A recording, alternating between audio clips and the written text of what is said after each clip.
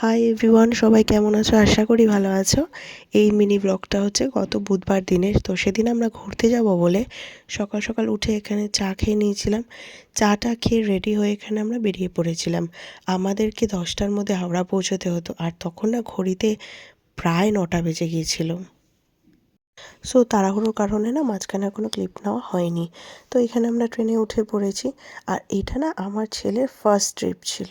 তো আমাদের দুজনের শরীরটাই না বেশ কয়েকদিন ধরে ভীষণ খারাপ ছিল, যার কারণে ওকে ওকে নিয়ে যেতে পারবো কিনা সেটা নিয়েও না আমরা খুব কনফিউজ ছিলাম। তো আমরা ফার্স্টে ডিসাইড করেছিলাম ওকে কাছে কোথাও নিয়ে যাই, ও আগে দেখি ও এই ট্রিপটা নিতে পারছে কিনা বা ও কমফোর্টেবল কিনা। তো তার জন্য আমরা কাছাকাছি চলে গেছিলাম শান্তিনিকেতনে। তো ফাইনালি আমরা শান্তিনিকেতন তো পৌঁছে গেছি। স্টেশন থেকে আমরা একটা টোটো নিয়ে চলে যাচ্ছিলাম আমাদের রিসর্টের দিকে।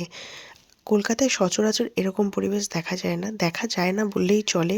তো হঠাৎ করে এগুলো দেখলে না ভীষণ ভালো লাগে। তো এখানে আমরা রিসর্টে পৌঁছে গেছি। স্টেশন থেকে আমাদের রিসর্টটা না প্রায় অনেকটাই দূর ছিল। আর এই রিসর্টটা নেওয়ার একটাই কারণ এই রিসর্টের ভেতরে যে অ্যাটমসফিয়ারটা আছে না ভীষণ সুন্দর আর ভীষণই ভালো।